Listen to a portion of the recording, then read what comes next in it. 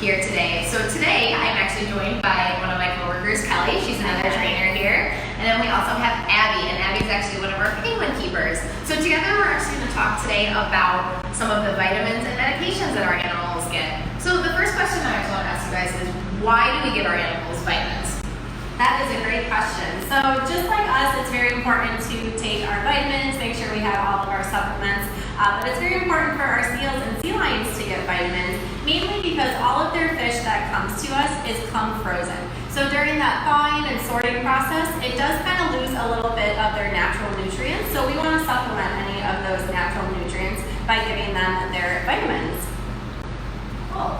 So Abby, I know that we have a few older penguins here at the aquarium. So are there any type of supplements that they in particular get, just to make sure that they stay nice and healthy? Yeah. So one of the things that we can give with our older penguins, especially those who might be experiencing arthritis, are things like medical supplements, like Cosequin here. It might look familiar to some of you. It's the same type of medication you might give to an arthritic dog. It's often used for horses. It's the same thing that you or I might take as we experience arthritis as we get older as well. What we also do for our older penguins is physical therapy. So this here is an SCC loop. It is no longer functional because Opus has worn it out. But Opus and DJ, our two oldest ladies, receive this form of physical therapy. It's actually electromagnetic therapy. Once a day for 15 minutes, each and every single day. And what this does is this little battery pack generates an electric current, which generates an electromagnetic field. And that field penetrates skin, feathers, all of that stuff to increase blood flow and increase healing at the site of their arthritis, which is in their hips and knees. So there are a lot of different ways aside from physical medications that we can help our animals to stay comfortable for as long as possible. Awesome. So another question that I have about this is, I know a lot of people probably who are watching too, you guys have some dogs at home, and it's probably not that easy to give them their medications or pills or anything like that they might need. So what do we do here to make sure that our animals do get those vitamins and medications they need? So for our marine mammals, I'm sure you guys can guess, we actually put it right down the gill of the fish. So hopefully our seals and sea lions don't really feel the vitamin or medication that they are getting. However, we do have some pretty smart and picky animals that if the vitamins are a little bit too close to one another, they can definitely tell and they might spit it out, which is okay. But yeah, we put it right down the gill of the fish. Hopefully they don't even know that they're taking it. And like Hallie said, it's pretty similar to if you were giving a dog or cat a medication and you wrapped it in a piece of lunch meat or something. And again, they swallow it completely whole, so they don't have to worry about chewing into those vitamins or anything. I'm guessing that's pretty much the same thing you guys do with the penguins? Yeah, the same thing with our penguins. They can be pretty picky, so sometimes we have to, if they get multiple supplements or vitamins or things like that, we have to hide them in a couple of different fish. So like Kelly said, there's not too many all clumped together so that they can tell that they're in there. But also penguins do swallow their fish whole as well, so most of the time it goes right down without a problem, and they're none the wiser. So one thing I do want to say about at least our seals and sea lions is that a lot of times they will experience cataracts. Cataracts are pretty common in pinnipeds, which are seals, sea lions, and walruses. So some of our animals actually have had cataracts or do have cataracts, and there are a few things that we do. So I'm actually going to pass it along to Kelly to have her tell us what we do with our animals now, whether they have cataracts currently or they have had cataracts removed in their lives. Yeah, so that is one of the vitamins that we do give our animals here at the aquarium.